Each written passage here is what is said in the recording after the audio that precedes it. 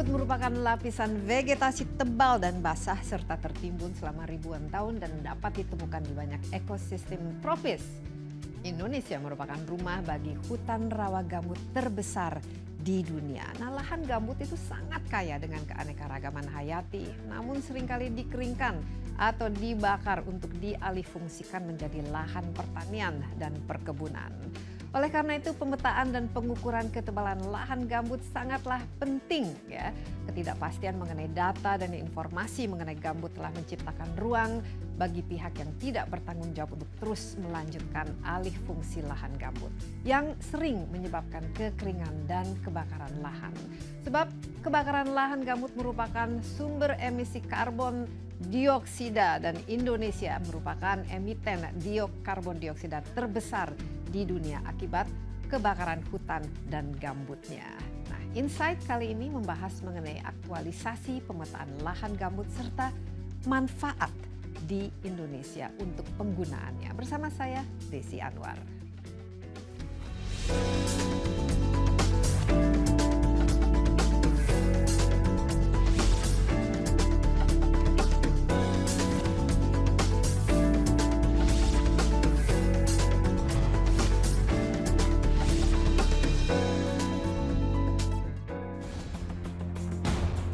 2015 lalu, kebakaran hutan dalam skala besar melanda Indonesia. Lebih dari 2 juta hektar lahan yang sebagian besar wilayah Kalimantan dan Sumatera hangus dilalap api. Kebakaran dan asap ini juga menyumbang 15% emisi karbon dunia dalam beberapa pekan saja. Kini berbagai upaya dari banyak pihak untuk mengantisipasi terjadinya bencana serupa terus dikencarkan. Kebakaran pada 2015 telah menjadi titik balik semua pihak dari penanggulangan kebakaran di Indonesia. Selama 3 tahun terakhir, pemerintah Indonesia memprioritaskan konservasi dan restorasi lahan gambut, termasuk membuat peta gambut yang lebih akurat. Untuk mendapatkan peta baru itu, Badan Informasi Geospasial memprakarsai kompetisi Indonesian Peat Prize. Kompetisi yang melibatkan 44 peserta dari berbagai pakar di bidang gambut ini digelar untuk merespons minimnya data dan informasi gambut di Indonesia.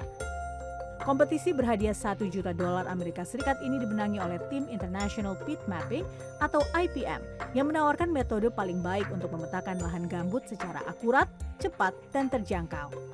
Metodologi ini pula yang akan menjadi standar untuk memperoleh peta gambut dan informasi spasialnya sebagai sarana melindungi lahan gambut secara efektif.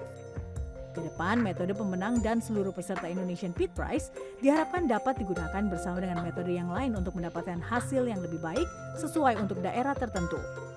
Namun, mengelola lahan gambut secara lestari dan bertanggung jawab bukanlah pekerjaan pemerintah semata. Masyarakat dan berbagai pihak lain juga harus memainkan perannya dengan baik dalam melindungi gambut.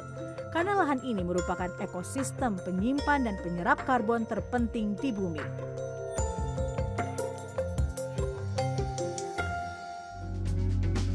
Pada peringatan Hari Lahan Basah Sedunia pada tanggal 2 Februari lalu diumumkan penemu metode terbaik pemetaan luasan dan ketebalan lahan gambut dalam kompetisi yang disebut Indonesian Peat Prize. Nah, inovasi ini diharapkan akan digunakan oleh pemerintah khususnya dalam melindungi dan mengelola serta mempercepat restorasi gambut di Indonesia. Nah, untuk membahas lebih banyak tentang pemetaan lahan gambut dan juga permasalahan ya seputar gambut. Nah, saat ini saya berada di studio bersama Kepala Badan Informasi Geospasial Hasanuddin Z. Abidin dan juga Direktur WRI Indonesia Nirarta Samadi yang kita biasanya sapa dengan Koni ya. Halo Bung Koni dan juga Pak Hasan, apa kabar? Ya, ini Hari Lahan Basah Sedunia ini memang kebetulan lagi musim hujan juga di khususnya di Jakarta. Nah, kita ketahui bahwa ya pertama Indonesia merupakan salah satu produsen CO2 terbesar di dunia. Pada tahun 2015 dengan kebakaran hutan dan lahan yang terjadi, Indonesia itu menyumbang kalau tidak salah hampir 15% ya dari emisi CO2 di seluruh dunia. Dan pada acara Paris COP21 ya, Presiden Jokowi juga katanya sudah bertekad Indonesia harus mengurangi emisi 29% ya pada tahun 2030. Ya. Nah, salah satu inisiatif adalah dengan membuat badan restorasi gambut karena gambut dirasakan salah satu dari penyumbang ya terbesar di Indonesia. Nah, ada yang namanya Indonesian Peat Prize, jadi kompetisi khusus yang fokus untuk mapping terhadap lahan gambut di Indonesia ini diprakarsai oleh Badan Informasi Geospasial dan didukung oleh WRI. Mungkin Pak Hasan sebagai yang memprakarsainya, apa sih sebenarnya pemikiran di balik kompetisi ini yang hadiahnya juga nggak kecil tuh, $1 juta Amerika. Ya, terima kasih Bu Desi, ya Mbak Desi. Jadi memang kalau dari segi BIG, tantangan dalam pemetaan gambut ini sebenarnya menemukan ketebalan gambut di dalam suatu area. Kalau cakupannya saya pikir lebih mudah ya. Lebih sudah mudah bisa. lah. Zaman sekarang ini dengan banyaknya satelit-satelit yang mengelilingi bumi nggak ada masalah. Cuma memang kedalaman ini yang jadi masalah. Dan saya pribadi pernah di Pulau Bengkalis, saya coba gitu ya. Waduh itu ngebor kedalamannya waktu itu 10 meter. Itu kita menghabiskan waktu beberapa orang tuh mungkin 1-2 jam di situ. Dan ketebalan itu pasti beda-beda ya. Beda-beda. Di Kemudian kita harus ada gridnya. Waduh, kemudian mencapai grid yang lain, titik yang lain, medannya sulit. Terus ya begitu. Sementara luas dari lahan gambut itu kita miliki itu luar biasa besarnya. Luar biasa, ya. 15 juta hektar itu. Jadi kami pikir kalau memetakan kedalaman ini masih dengan cara-cara yang konvensional akan lama sekali. Nampaknya perlu terobosan lah gitu ya. Tapi mengapa ketebalan ini sangat penting untuk diketahui, Pak Hasan? Apa relevansinya dan bagaimana ini bisa memperbaiki lah cara-cara kita merestorasi atau memperbaiki gambut? Kemarin ini yang pemenang itu Pak Bambang Setiadi ya, yang dari BPPT mengatakan bahwa problem kebakaran hutan ini selama ini yang banyak terbakar itu yang kubah gambutnya, yang tebalnya, yang paling tebal. Nah tentunya kalau kita mau mengkonservasi yang kawasan kubah gambut atau merestorasinya, kita kan harus tahu dulu nih yang mana yang paling dalam dan seterusnya segala macam. Nanti mungkin perhatian yang lebih serius kita taruh ke kawasan-kawasan yang kubah gambut atau relatif tebal gambutnya tebal. Karena yang tebal gambutnya besar ini yang potensi kebakarannya besar dan dia kalau mengering juga yang merilis karbon emisinya paling besar. Jadi sebenarnya kuncinya itu bukan saja lahan luasnya di mana, tapi ketebalannya itu karena dengan tahu ketebalannya kita bisa lah memprediksi kira-kira seberapa besar ya kemungkinan akan itu terjadi. satu faktor ketebalan. Faktor yang kedua mungkin nanti ditambahkan juga oleh Pak Koni. Sebenarnya kalau gambut itu basah terus sih aman sebenarnya ya. Nah itu dia makanya kalau yang kita khawatirkan kawasan tersebut lapisan gambutnya tebal, ada aktivitas lagi situ terbakar dan semacam. Apalagi kalau musimnya kering seperti tahun 2015 dengan ada El Nino. Betul. Ya, akhirnya itu jadi sekam ya. Ya makanya nanti pemetaan gambut ini juga kalau menurut saya memang harus kita petakan juga kesatuan hidrologis gambutnya. Dalam rangka menjaga agar gambutnya itu tetap basah lah ya. Nah tapi selama ini Pak Hasan, karena kita kan juga sudah memiliki sebenarnya peta gambut, mengapa tidak pernah dikembangkan ya teknologinya atau apa kesulitannya selama ini dan kekurangan dari peta gambut atau peta lahan yang ada saat ini? Jadi memang kalau dari segi mapping, memang mengukur ketebalan ini tidak mudah memang karena kan dia sesuatu yang di bawah permukaan bumi. Memang ada teknik-teknik geofisika, kita menggunakan ground penetrating radar, menggunakan seismic tomografi, tapi kendala di kawasan gambut ini dia biasanya berair ya. Nah ini juga kadang-kadang beberapa metode tidak cocok. Nah memang bukan hal ya secara internasional pun juga mengukur kedalaman gambut itu saya pikir nggak mudah itu. Oleh sebab itu kita berpikiran mungkin dikompetisikan saja, tapi secara internasional ya. Ya seperti saya katakan mungkin ada dengan iming-iming dan insentif yang lumayan cukup ada saintis-saintis yang besar, pinter, yang gila-gila gitu idenya tapi ini. WRI sendiri bagaimana? Mengapa penting ya harus ada kompetisi semacam ini atau apakah tidak bisa bekerja berdasarkan effort atau peta yang selama ini sudah dimiliki dan ada lah. Ya. Jadi peta yang kita punya selama ini, yang pertama skalanya terlalu besar, ya. 1:200, terlalu kecil. 1:250.000. Karena terlalu luas ininya. Betul. Sehingga kalau kita mau merestorasi atau mau mengelola gambut tadi dengan baik, itu sebenarnya kesulitan. Kita nggak bisa bikin desain yang bagus kalau skalanya seperti itu. Sehingga perlu dibikin skala yang lebih besar.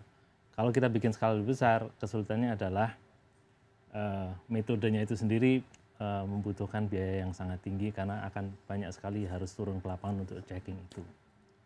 Nah, artinya dengan situasi yang ada, nggak mungkin kita bisa melakukan pengelolaan atas gambut ini dengan baik. Nah, kenapa harus ada lomba seperti yang Pak Hasan sampaikan? Terobosan baru. Ya, jadi yang perlu dicari adalah metode yang bisa menggabungkan tiga parameter lah ya. 3 parameter ini saling bertentangan sebenarnya. Cepat, akurat, murah. Selalu orang bilang kalau mau akurat ya pasti mahal gitu ya, dan seterusnya. Tapi kita coba mengembangkan atau memberikan challenge gitu ya, tantangan gimana cara menyeimbangkan itu. Nah, kita tahu betul bahwa dengan perkembangan teknologi di luaran sana itu banyak sekali orang yang sebenarnya di dalam juga ada ya. Di dalam juga ada, di luar pasti ada gitu ya, untuk menjawab hal-hal semacam itu. Adalah orang gila di luar sana itu.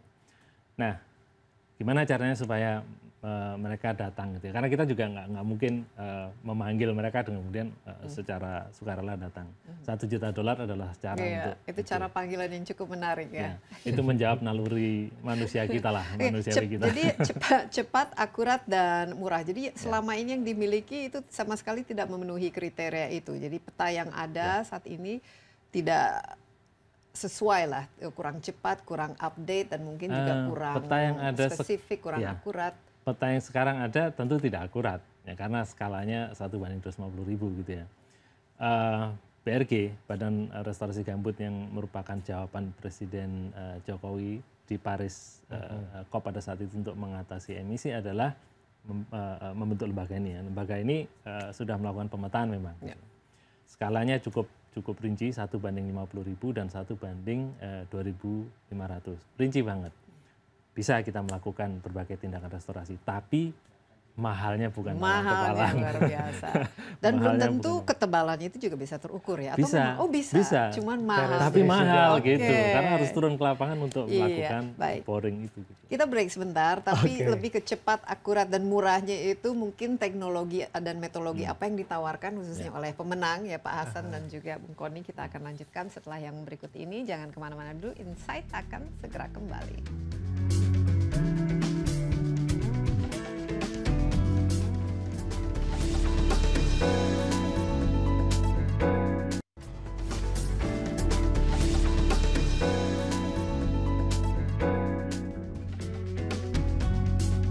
Kembali bersama Insight, kita lanjutkan perbincangan mengenai pemetaan lahan gambut dan permasalahannya. Saya masih ditemani oleh Hasanuddin Abidin, Kepala dari Badan Informasi Geospasial, dan Nirata Samadi atau Koni, Direktur dari WRI Indonesia. Kita mendiskusikan mengenai Indonesia Peat Prize, ya, jadi kompetisi untuk memapping lahan gambut. Nah, ini merupakan inisiatif yang sangat penting karena kalau kita memiliki peta yang cepat, akurat, tapi juga murah dan bisa mengukur kedalaman ya sesuai yang diinginkan, tentu bisa sangat membantu dalam upaya merestorasi lahan gambut di Indonesia ini. Tapi dengan sekarang kan sudah ada pemenangnya.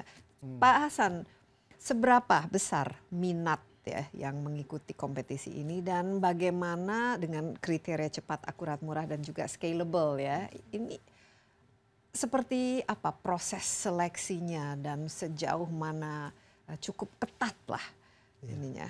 Kualitas dari metodologi yang ditawarkan. Minat banyak sekali ya, ada 44 tim dari 10 negara ya kalau tidak salah. Jadi ini internasional ya kompetisinya? Internasional, kompetisi internasional, dan kalau kita lihat perguruan tinggi yang terlibat sih nggak main-main ya. Ada Stanford, ada Muni, ada Duke, ada macam-macam ya. Dan di Indonesia pun ada ITB, ada UGM, banyak lah yang ini, yang bagus-bagus lah. Tapi ini merupakan kolaborasi atau individu? Kolaborasi. Atau ini, jadi pihak asing harus punya mitra dengan pihak Indonesia. Karena kita ingin ada transfer of technology Dan juga kita tentunya paham bahwa yang memahami karakteristik gambut Indonesia ya orang-orang kita lah ya. Tapi mungkin orang luar teknologinya dia lebih advance ya.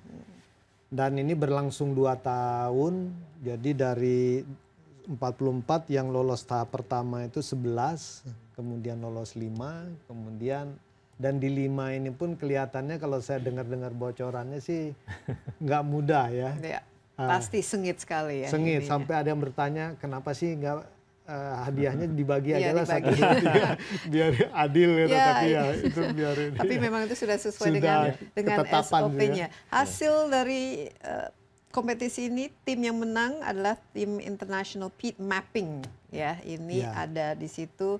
Ada teman-teman tadi dari BPPT juga ya. BPPT, Universitas Sriwijaya, dan dari Munich ya. Itu remote sensing apa namanya itu ya. Ya, teknologi remote sensing solution ya, GmbH. Apa yang membuat tim ini menjadi pemenang? Apa yang ditawarkan yang berbeda dari mungkin kompetitor lainnya yang menjadi shortlisted gitu? Jadi kalau saya pribadi melihat ya, kebetulan saya ini bukan tim juri ya, tapi karena kebetulan saya juga dosen di guru besar di bidang pemetaan, jadi saya lihat kelebihannya tim ini, dia menggabungkan semua level, dari terrestris dia pakai, kemudian airborne lidar dia pakai, satelit dia pakai.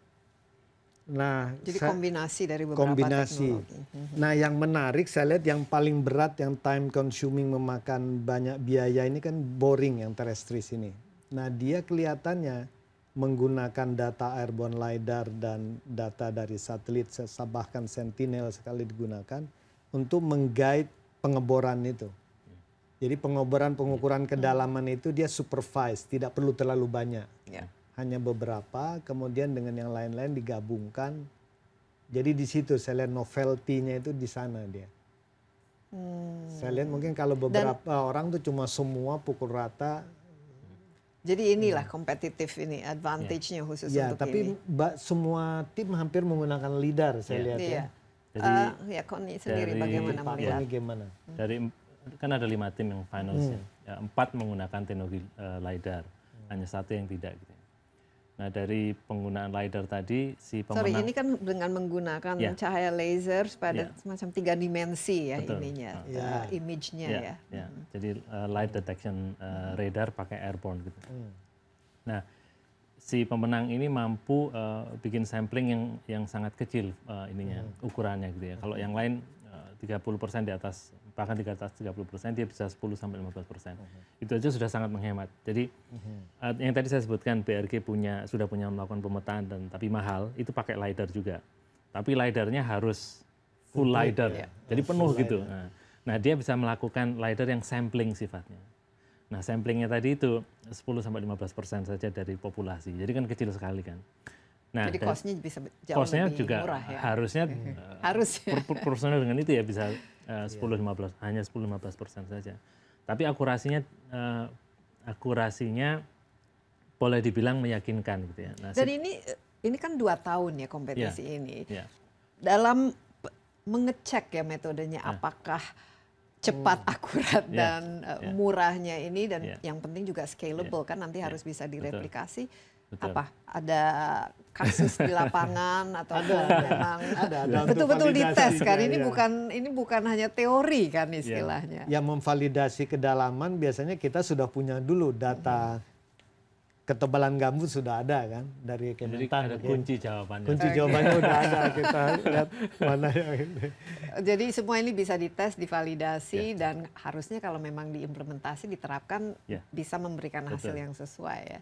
Masalah cost ini, apakah selama ini memang itu Koni yang menjadi hambatan kita itu mengembangkan suatu mapping yang betul-betul bisa digunakan? Saya kira nanti Pak Hasan juga akan bisa nambahkan. Jadi pengelolaan gambut, karena gambut ini adalah berada pada wilayah yang menjadi tanggung jawab pemerintah. Sehingga tentu sumber daya pemerintah yang diharapkan digunakan untuk mengelolanya. Yang diharapkan ya. Masalahnya adalah pemerintah selalu punya prioritas kan gitu ya. Dan segitu banyak, dari segitu banyak prioritas tentu gambut adalah salah satu yang mungkin tidak bisa memperoleh alokasi yang besar gitu ya. Ya Pak, sayang padahal justru ini adalah sumber masalah yang terbesar di Indonesia ya. Betul. Nah karena menurut orang gambut. Menurut orang gambut ya, tapi secara kita pengalaman ketika terjadi kebakaran lahan itu kan asapnya itu kerugian yang kita derita kan luar biasa. Betul, betul. Tapi kan kita baru tahu setelah rugi kan, setelah kejadian baru. Nah intinya karena keterbatasan itu maka harus dicari teknologi atau metode yang memang murah gitu. Tapi murah sekali lagi. Iya. Murah itu relatif ya Pak Hasan. Jadi selama ini seberapa besar kendala biaya ini, dan kalau kita bicara mahal, murah itu hitung-hitungannya sebenarnya berapa ya? Mungkin saya ambil analoginya dari One Map Policy saja, karena kebetulan kemarin. Ya memang kita sudah harus memiliki One Map. Karena kemarin habis ratas kebetulan. Jadi selama ini misalnya terkait peta, kan selama ini peta-peta banyak dibuat oleh berbagai instansi. Ya kelihatannya masing-masing instansi buat ya murah meriah dan segala macam, tapi begitu mau dieksekusi di lapangan untuk tata ruang, untuk kebijakan reforma agraria tumpang tindih, pembangunan macet dan segala macam. Kerugian yang intangible cost-nya jauh lebih mahal dari menyediakan peta yang benar itu ya. Nah ini analoginya sama dengan lahan gambut mungkin. Terus terang saja selama ini kalau di dunia pemetaan, mohon maaf, mungkin bagi kami yang di luar komunitas gambut, dulu itu pemetaan gambut itu bukan sesuatu yang bagi kami itu seperti penting. Jadi yang penting itu peta topografi, kadaster, kehutanan, yang gitu-gitu.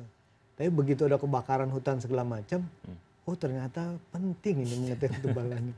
Nah di situ kita ketinggalan sedikit ya. Iya, tapi better late than never ya. Ya, sekarang mulai harus lebih benar lah ini. Oke, tapi nanti kalau kita bicara pendanaan dan lain sebagainya, apakah diharapkan ini dengan bantuan khusus hanya dari pemerintah atau mungkin dari LSM atau teman-teman? Kalau kita mau melakukan percepatan tentu harus semua pihak gitu ya. Jadi kita nggak bisa hanya mengandalkan dari pemerintah saja gitu ya.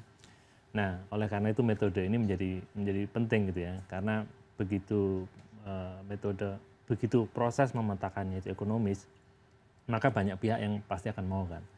Paling nggak rule of thumb saja, kasarnya saja, yang dikerjakan oleh BRG itu sekitar 5 kali lipat lebih mahal daripada metode yang ditemukan. Jadi bisa dibayangkan efisiensinya seperti apa kan gitu. Apalagi karena mungkin juga teknologi kan semakin lama semakin canggih dan penggunaannya juga bisa jauh lebih efisien, bisa jauh lebih murah, dan kalau memang ada semangat untuk inovasinya itu betul-betul dikerahkan, itu pasti bisa kita lakukan. Kita break sebentar Pak Hasan dan Bung Kony, tapi kita akan lanjutkan khususnya siapa dan bagaimana kita harapkan peta yang sangat canggih ini digunakan ke depannya. Tetaplah bersama kami. Insight akan kembali sesaat lagi.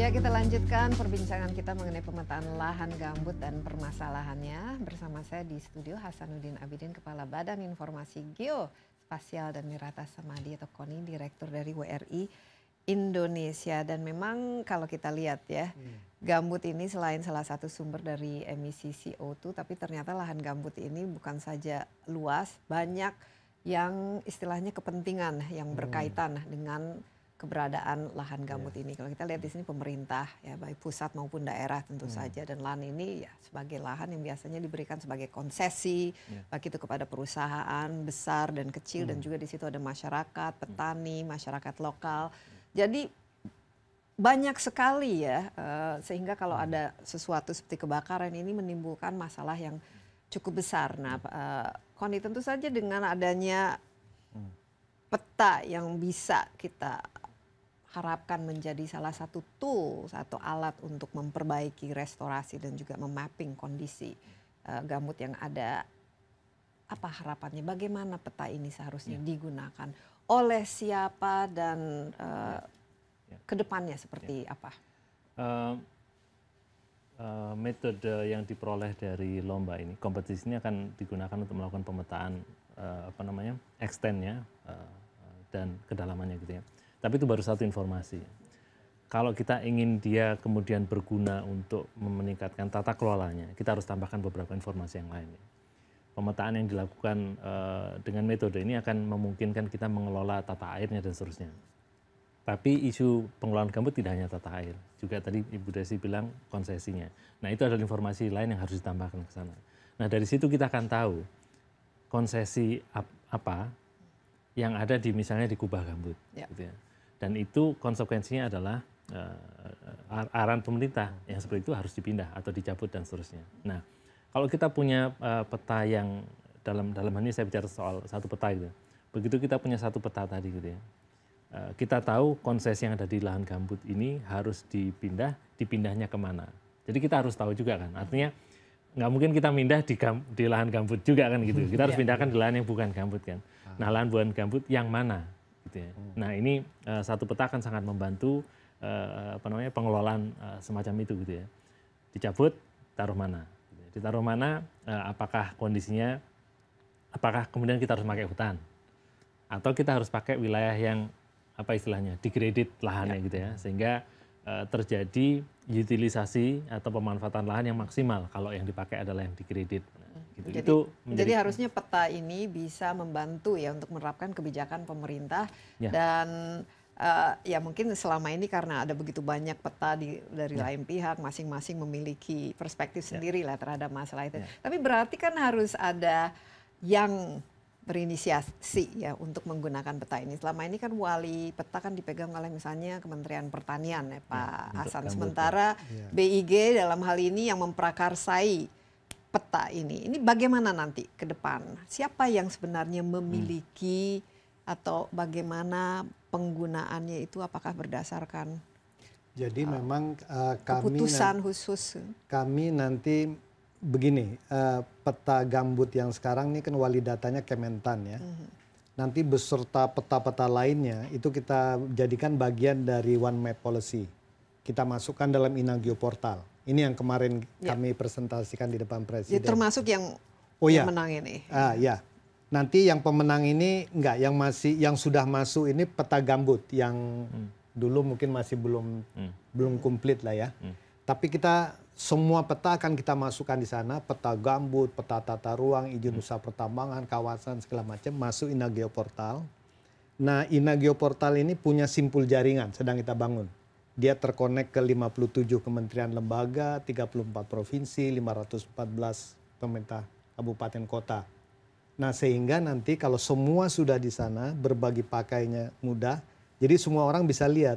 Kayak tadi Pak Koni bilang, oh ini daerah gambut tapi mau dipindahin kemana? Lihat lagi peta sistem lahan, semua ada di situ. Tapi bukan saja untuk gambut, untuk macam-macam lain macam-macam, juga kan. Misalnya daerah bencana, mungkin topografi bencana, suatu daerah dan lain sebagainya. Bahkan ada tata ruang laut, kemudian jalan kereta api, segala macam. Bahkan saluran transmisi listrik, PLN, semua ada. Dan kalau bisa nanti, kalau teknologinya juga semakin canggih, terus-menerus di-update kan dengan misalnya skala yang jauh lebih fokus lagi. Ya, dan tema-tema ditambahkan, misalnya di One Map Policy sekarang peta gambut sudah ada, tapi peta kesatuan hidrologis gambut belum masuk, kita akan masukkan nanti dari LHK.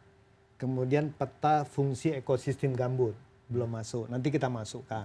Jadi banyak sekali ya nanti peta-peta ini. Ya sekarang sudah 85 terus. One Map. Tapi khusus untuk para pemenang ini international mapping karena sudah payah-payah dikompetisikan dengan hadiah yang begitu besar, jangan sampai masuk laci. Oh enggak, metodenya akan segera kita ini kan, kemarin sudah dengan BRG kita sudah komunikasi. Jadi untuk mempercepat metode ini kita akan buatkan perka dulu. Peraturan Kepala BIG untuk pemetaan gambut. Tidak perlu dipatenkan ini metodologi semacam ini? Nggak karena perlu. Tidak perlu ya? Nggak perlu. Bahkan saya lebih senang ini terbuka, jadi bisa dijudge banyak pihak, bisa digunakan oleh semua orang. Nah nanti setelah perka pada saat yang sama kita kerjasama dengan BSN untuk mengeluarkan SNI-nya. Ya. Tapi karena SNI lama nih, bisa setahun 2 tahun pengalaman kita. 18 bulan minimal Pak. Ya, makanya kita ingin dengan perka. Nah, mudah-mudahan nanti kita Kementan pakai ini, BRG pakai ini, Asosiasi Pengusaha Hutan Kebun Sawit pakai ini, semua pakai. Dan kalau bisa datanya masuk ke Inagio Portal. Ya. Dan karena ini semua dalam One Map Policy yang dipimpin sendiri oleh Presiden Jokowi, jadi tinggal mau tidak mau harus diikuti ya oleh para. Saya lebih senang terbuka. Begitu terbuka, maka akan banyak orang yang bisa ikut melihat benar tidaknya.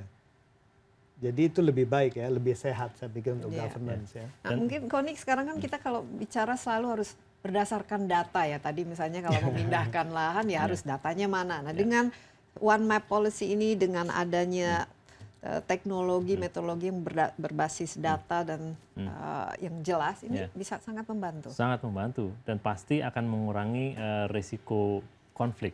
Itu akan sangat terreduksi manakala kita punya informasi yang akurat dan digunakan oleh banyak pihak. Jadi saya setuju bahwa ini harus terbuka gitu ya. Tidak hanya petanya, tapi juga metodenya gitu. Karena dengan membuka metode ini maka akan banyak umpan balik mengatakan itu akan lebih murah kalau dibeginikan. Akan lebih akurat jika dibegitukan. Itu keterbukaan tadi akan mengundang seperti itu ya.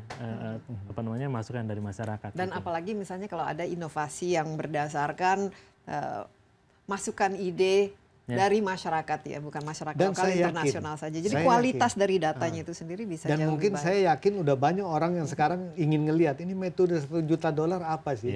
Dan banyak di kalangan peneliti yang ingin beating the winners. Ini kita bisa. Nah, ini mungkin salah satu cara untuk meningkatkan kualitas penelitian di Indonesia. Biasanya ada penelitian kita tidak tahu, terus akhirnya masuk laci dan tidak diimplementasikan, tidak digunakan ya. Kita istirahat kembali, Pak Hasan dan juga Bung Koni. Kita akan kembali setelah yang berikut ini. Insight akan segera kembali.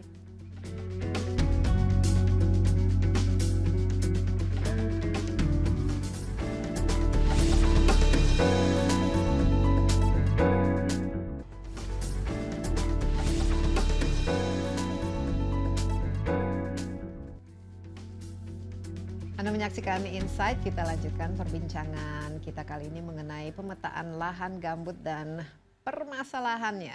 Saya ditemani oleh Hasanuddin Abidin dari Badan Informasi Geospasial dan Direktur WRI Indonesia Nirata Samadi atau KONI ya KONI. Selain pemetaan, tentu saja ini salah satu alat yang kita harapkan bisa membantu untuk target pemerintah untuk mengurangi kebakaran hutan, emisi CO2 dan juga berbagai macam permasalahan yang berkaitan dengan tata kelola ruang dan juga tata kelola gambut di Indonesia ini. Ada 15 juta hektar ya kita ya. Dan BRG saat ini masih fokus 2,8. Jadi perjalanan ke depan masih panjang, masih sulit. Nah, apa saja yang diperlukan untuk memanage atau memperbaiki lah situasi gambut ini. Baik, saya kira tadi Ibu Desi sudah secara spesifik menyebut soal tata kelola gambutnya. Di situ kuncinya sebetulnya. Kalau kita punya serangkaian regulasi yang bisa digunakan untuk mengelola dengan lebih baik, itu adalah kuncinya. Saya sebutkan contohnya gitu misalnya. Kalau kita sudah sepakat, apalagi Presiden menyampaikannya di setelah Paris Agreement bahwa konsesi yang ada di kubah gambut harus dicabut. Sebagai kebijakan dia bagus untuk lingkungan, tapi pasti selalu ada sulit untuk diterapkan, apalagi kalau ini sudah sulit diterapkan karena konsesi kan berarti sudah ada investasi kan gitu. Nah, kalau kita punya saat ini belum ada, pernah ada regulasi yang terkait dengan itu, tapi begitu di challenge di Mahkamah Konstitusi dicabut. Artinya kita jadi nggak punya lagi regulasi itu. Nah, seandainya ada regulasi yang mengatur bagaimana cara mencabut dan memindahkannya, gitu ya. Termasuk juga menangani isu kalau dia pindah gimana lahan yang ditinggalkan. Mau diapakan? Mau diapakan. Kalau dikembalikan gimana caranya? Kalau misalnya itu sudah terlanjur menjadi usaha, ganti ruginya kayak apa, gitu ya. Dan kalau sudah melibatkan karyawan yang datang dari penduduk setempat, gimana pemindahannya? Kehidupan mereka secara ekonomi kan pasti terganggu. Jadi selalu ini kepentingan lingkungan, kepentingan alam, tapi kepentingan manusia itu bagaimana? Padahal harusnya barengan harus sejalan. Kalau dipindah nanti di sono jadi masalah baru lagi. Masalah baru lagi ya. Jadi sepanjang kita punya regulasi yang lengkap untuk menjawab semua hal-hal tadi itu, saya kira pengelolaan lahan gambut akan menjadi jauh lebih bagus gitu ya. Dan memang peta menjadi salah satu yang bisa sarana, menyatukan salah satu sarana untuk membangun tata kelola dan regulasi-regulasi tadi menjadi lebih bagus, lebih tepat sasaran. Iya, gitu tapi Anda sendiri melihat bagaimana misalnya kan di sini ada KLHK, tapi juga ada itu pertanian, tapi juga ada ya macam-macam lah pihak ini. Selama ini apa yang menjadi friksi di antara berbeda instansi ini, termasuk juga tentu saja di situ ada masyarakat lokal, apalagi kalau ada indigenous people atau masyarakat adat di situ kan membuat tambah sulit ya. Ya ini pertanyaan yang sangat berat sebetulnya untuk dijawab. Jadi saya kira kita kembali kepada situasi yang orang menyebutnya itu ada silo gitu ya. Ada kompartemen, ada sekat-sekat gitu ya, yang sebetulnya tidak hanya kasus Indonesia ya, di banyak negara, even di negara maju Amerika pun juga itu terjadi gitu ya. Nah sekat-sekat ini yang saya kira menjadi kendala dalam kita bermanuver secara fleksibel untuk mengelola gambutnya. Karena misalnya saja konsesi di atas gambut itu tidak hanya konsesi yang dikelola oleh atau terkait dengan Kementerian Kehutanan, HTI misalnya, atau Pulp and Paper Timber. Tapi juga ada perkebunan yang sebetulnya yang mengelola tidak lagi di wilayahnya Kementerian Kehutanan, tapi di BPN atau ini kan ada konversi lahan misalnya menjadi lahan perkebunan sawit. Nah ini kan juga ada nilai ekonominya di sini. Kita juga sangat tergantung pada pajak dan lain sebagainya. Kalau dikonversi tidak hanya urusannya kementerian tapi juga DPR. Nah jadi kan panjang urusan itu. Nah sepanjang kita belum punya mekanisme untuk mengkomunikasikan ini secara baik dalam tatanan tata kelola yang jelas yang melibatkan banyak pihak, maka ya akan terjadi seperti ini. Kuncinya adalah menemukan bagaimana caranya kementerian yang terkait dengan kehutanan, kementerian yang terkait dengan bukan kehutanan, gitu ya, itu bisa punya komunikasi yang bagus ya. Masing-masing ini punya undang sendiri. Itulah mensinkrasi undang-undang itu. Tapi Anda sendiri percaya dengan adanya semacam one map policy ini bisa mengurangi sekat-sekat yang ada saat ini? Bagaimana Pak Hasan? Anda karena ini Anda kuncinya nih geospasial ini sebenarnya karena toolsnya itu yang harus salah satu yang menarik dari one map policy, orang itu sudah tidak bisa sembunyi lagi dari permasalahannya, karena semua dipaparkan di situ, ditumpang tindihkan, dioverlaykan sehingga analisis lebih mudah dan kita bisa tahu lah mana yang harus dikalahkan berdasarkan data yang real. Berdasarkan data yang real, karena data-data di one map policy ini dari kementerian lembaga. Meskipun harus diakui sampai saat ini masih ada kementerian lembaga yang belum menyerahkan seluruh datanya. Kenapa itu? Karena mungkin masih rahasia, belum siap, ya, mungkin atau masih takut rahasia, implikasinya nanti? Ya saya nggak tahu lah. Kementerian lembaga ini kadang-kadang punya pertimbangan sendiri-sendiri. Ya kita inginnya nanti semakin banyak lembaga yang menyetorkan datanya lah ya. Dan saya malah pengennya one map policy ini kan baru kementerian lembaga dan Pemprov. Saya sebenarnya ingin agar mitra masyarakat itu dimasukkan. Karena mitra masyarakat banyak punya peta-peta. Bisa kita masukkan. Kemudian swasta seperti Pertamina, perusahaan tambang, banyak sekali dia peta. Harusnya bisa digabungkan semua. Nah, kalau semua sudah masuk, sebenarnya sudah open. Nah, tapi kemarin mengemuka juga di Ratas bahwa nampaknya nanti one map policy ini jangan hanya memetakan aspek lingkungan penampakan saja. Tapi aspek potensi ekonominya juga jangan-jangan harus. Enggak, karena sudah kesepakatan dunia, bahkan di UN kemarin sudah ada resolusi bahwa data-data informasi geospasial harus digabungkan dengan informasi statistik. Sosial, ekonomi, demografi harus. Sehingga kita tahu kalau ngomong tingkat kemiskinan, sebaran, Kalau ngomong kawasan gambut di mana ada penduduk dan segala macam. Sehingga pembuatan kebijakan juga bisa disesuaikan dengan konteks daerah itu sendiri. Tapi seberapa sulit Pak Hasan menggabungkan ini kan banyak sekali data. Ini sebenarnya enggak susah. Secara teknologi tidak susah. Data semua sudah ada. Cuma masalahnya data sharing itu. Nah ini, apakah setiap orang nanti bisa masuk ke dan melihat dan mengecek atau hanya untuk sampai saat yang ini, berwenang saja? Sampai saat ini hasil daripada kebijakan satu peta masih tertutup, masih hanya untuk pemerintah, kementerian, lembaga. Tapi ke depan harusnya. Nah sekarang sedang disusun peraturan berbagi pakai oleh Menko Perekonomian. Mudah-mudahan minggu depan selesai, akhir bulan inilah paling ini. Tapi ada 3 kategori data nantinya. Ada satu data yang sama sekali tertutup, ada yang terbuka, ada yang boleh dibaca saja. Dan itu pun per layer. Misalnya kalau misalnya HGU mungkin poligonnya boleh, lokasi boleh, pemilik. Nah ini terus saja itu. Idealnya kan dengan data ini harusnya kan jadi ada transparansi ya. Siapa saja bisa mengakses, apalagi publik, sehingga bisa menilai, juga mensupervisi apakah kebijakan kontrol dari publik itu apakah kebijakan itu memang diterapkan dengan baik dan benar ya. Oke, kita masih ada satu segmen lagi, jadi jangan kemana-mana dulu ya, kembali bersama Insight sesaat lagi.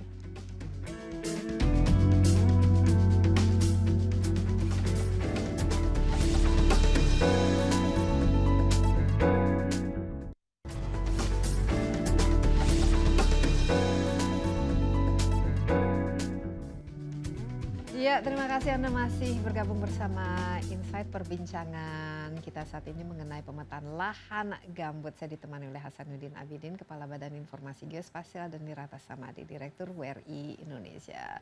Lebih fokus kepada pemetaan ya lahan gambut yang selama ini ternyata cukup sulit karena salah satunya adalah biayanya mahal, teknologinya, dan juga kita belum memahami ya bagaimana mengukur kedalaman dari sebuah lahan gambut ini sangat penting dalam bagaimana kita mengatur atau memanage tata ruang atau tata kelola dari lahan gambut itu sendiri. Peran ya LSM khususnya yang selama ini berpartner dengan pemerintah ataupun dengan masyarakat lokal dengan adanya one map ini atau peta yang jauh lebih cepat, akurat, updated dan juga scalable ini apa nanti yang bisa dilakukan, Koni? Baik, saya kira tadi saya sebutkan begitu kendala biaya bisa diminimalisasi gitu ya, maka lembaga swadaya masyarakat seperti kami misalnya WRI Indonesia, kami bisa kemudian berpartisipasi dalam proses pemetaannya gitu ya. Tentu dengan dana yang kami mobilisasi sendiri gitu ya. Nah motivasi terbesar tentu ditanya loh apa gunanya saya mau mengeluarkan. Jadi sama seperti keinginan pemerintah sebetulnya gitu ya. Kita juga ingin bisa membantu atau kita ingin agar pengelolaan gambut ini bisa terjadi dengan sesegera mungkin, secepat mungkin untuk mengatasi berbagai masalah yang ditimbulkan manakala dia tidak dikelola dengan baik. Kecepatan itu dan tujuannya seperti itu. Nah, kalau memang kami ada para pihak gitu ya yang menginginkan kami melaksanakan itu dengan menyediakan dana, tentu akan kami kerjakan dan metode ini akan sangat membantu agar wilayah yang terpetakan menjadi lebih luas dan lebih cepat gitu ya. Saya kira itu adalah kontribusi yang bisa kami dilakukan gitu. Tapi ya, menurut Anda sendiri, taruhlah peta ini segera diadopsi oleh pemerintah dan diimplementasikan, seberapa banyak kira-kira emisi, pengurangan dari emisi itu sendiri, apakah bisa mencapai target yang kita inginkan, pengurangan itu sendiri, dan seberapa cepat bisa yang seberapa cepatnya agak sulit. Tapi kan harus cepat. Tapi seberapa besar dia bisa mengurangi ya. Kalau kita balik lagi ke ilustrasi Ibu Desi soal 2015 kebakaran gitu ya. Dan kenapa gambut menjadi kunci? Karena sekitar 42% dari emisi yang datang dari lahan gitu ya. secara keseluruhan Indonesia lahan ini 68% datang dari emisi, 68% emisi datang dari lahan. Ya. Dari lahan 42%-nya dari gambut. Ya, jadi kalau kita bisa mengelola itu luar biasa banyak, luar biasa sekali efeknya gitu ya. Menguranginya akan bisa sangat cepat sehingga sangat besar dan sangat cepat sehingga target 2030 tadi ada 29 setidaknya bisa dikontribusikan oleh gambut secara signifikan. Itu sebenarnya harapan kita kalau kita bisa mengelola dengan baik. Iya, nah Pak Hasan, memang ini kan Presiden juga punya one map policy, tapi Anda sendiri melihat seberapa excited gitu atau reaksi lah dengan adanya kompetisi gambut ini dengan uang hadiah yang begitu besar. Apakah mereka yes kita harus gunakan atau mungkin wah ini sih hanya tidak akan terlalu banyak berguna untuk Enggak, makanya kalau bagi gambut. BIG ini Mbak Desi ya, BIG ini kan sebenarnya salah satu fungsinya regulator, memberikan standar. Nah, nantinya metode yang dihasilkan oleh IPP ini bukan hanya pemenangnya, lima-limanya akan kita lima-limanya lihat. akan digunakan. Nanti mungkin kita akan buat perkanya, standarnya kita kita umumkan, sudah keluarkan. Kapan kira-kira itu? Secepatnya. Ini mungkin dalam cepat, kalau perka itu cepat. Nah, nanti kalau kemudian ini dilaksanakan oleh Kementerian Pertanian, BRG, LHK, Mitra, nggak apa-apa. Karena bagi BIG ini memang kami ini paradigma baru pemetaan. BIG itu tidak akan bisa melaksanakan sendiri, terlalu besar Indonesia ini. Jadi kita hanya menjaga standar, proses kualitinya, validasi, dan kemudian cara memvalidasi berikutnya adalah dengan ditaruh di Inagio Portal. Semua orang bisa lihat. Sebenarnya yang kita harapkan itu multi source of funding. Jadi siapa saja boleh mendanai dan bahkan standarnya kan sudah dijaga. Memperkaya juga dari konten. Dan saya sendiri pengennya participatory mapping di Indonesia ini harus dibuka. Dan di BIG pun di Inagio Portal kita sudah ada slot untuk participatory mapping. Semua orang boleh ikut. Di dunia sekarang sudah mulai ke situ arahnya. Oh, itu arahnya. sudah arah situ. Indonesia bagaimana kelihatannya? Karena kan kita cukup sensitif ya kalau masalah terlalu terbuka, ada masalah keamanan, mungkin rahasia dan lain sebagainya. Kalau menurut saya sama. Orang itu sebenarnya bukan resistant to change, tapi resistant to lose. Nah, ini yang kita berusaha menjaga. Jadi dalam sistem pemetaan ini saya katakan ke teman-teman di BIG, kita menjaga standarnya, menjaga output, kualitas dan segala macam. Kalau ada masyarakat berpartisipasi, mangga kita bikin protokolnya saja. Kalau masalah kemudian yang mendapatkan keuntungan masyarakat dengan itu, ya monggo. Ya. BIG tidak mencari benefit dari peta tersebut ya.